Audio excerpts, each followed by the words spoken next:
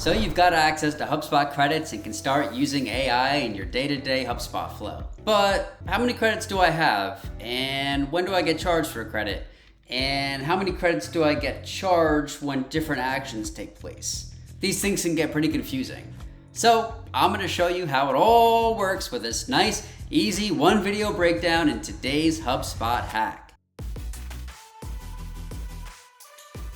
All right, folks, if you log into your HubSpot account and click your company name up here at the top right and scroll down to click HubSpot credits, that will take you to your account and billing page where you can check out all the HubSpot credits you have, including how to manage your overage settings, which I explained in this other video that you should definitely check out if that's what you're looking for.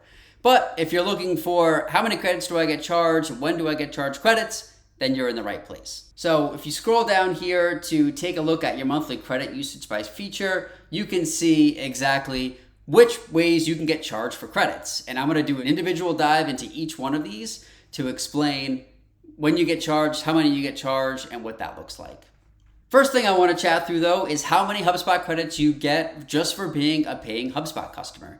So if you are on a starter level hub, you'll have access to 500 HubSpot credits per month. If your highest level hub is a professional level hub, then you'll have 3,000 HubSpot credits per month.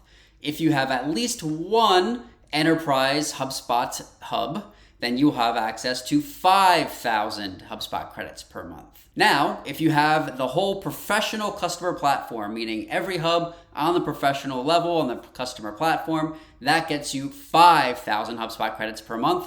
Or if you're on the full enterprise customer platform, or at least have Data Hub Enterprise, then you get 10,000 HubSpot credits per month. So, now that we've got that out of the way, let's dive into when credits get used and how many you get charged for each action. Little disclaimer, folks, it's worth noting this video is being filmed on October 3rd, 2025, and this stuff might have changed by the time you watch it, so we'll do our best to keep this video up to date. So first thing up is Breeze workflow actions. So this is embedding Breeze into workflows that you build. Every single time a Breeze workflow step runs, you will be charged 10 credits of your monthly limit. Next up, we have the prospecting agent, which can be used to assign companies and contacts in your CRM that match your ideal customer profile, develop personalized outreach strategies to your prospects, and even fully automate your outreach by writing these emails for you, and then you have the option to turn on auto send or review before you send. So the way that this gets built is you can use it to monitor contacts for outreach opportunities. Monitoring them will use up 100 credits per action. You can also use it to do deep research on a company, which would use 10 HubSpot credits. Next up, we have intent, which is used to track which companies are viewing your website and potentially any high intent pages that might indicate they might become a customer.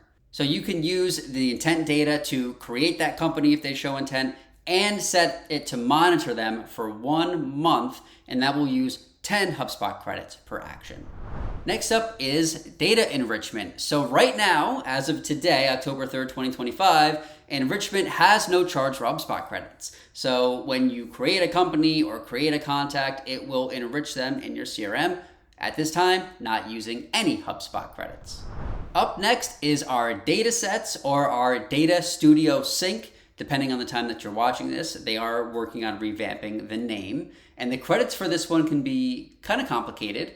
So the cost per action varies on the number of rows per destination. So if you're running a very large data source sync with over 5 million rows, that will use 200 credits. If you're running a sync based on a medium data source, which is 500,000 to 5 million rows, that will use 75 credits. And if you're running a sync based on small data, which is under 500,000 rows per destination, that will use 25 credits for Data Studio Sync.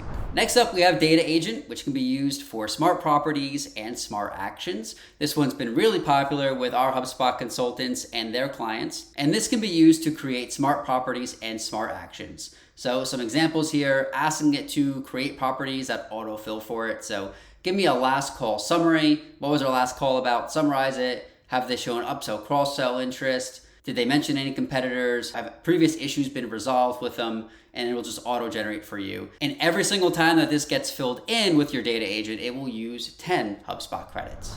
And last but not least, at this time for actions that are using your credits is the ever so popular customer agent. And the customer agent is designed to offer your customers 24/7 support, whether your team's not available or they are available, working on more complex tasks. The customer agent can handle the day-to-day stuff that was just keeping them busy with that busy work. It can even do human handoffs as well. And every time the customer agent runs, that will use 100 HubSpot credits per action. All right, folks, that does it for this video. That's an explanation of your HubSpot credits, how many you get charged, and when you get charged. If you found this video useful, please like and subscribe for all the latest and greatest HubSpot tips, tricks, and tutorials from the HubSpot Hacks team.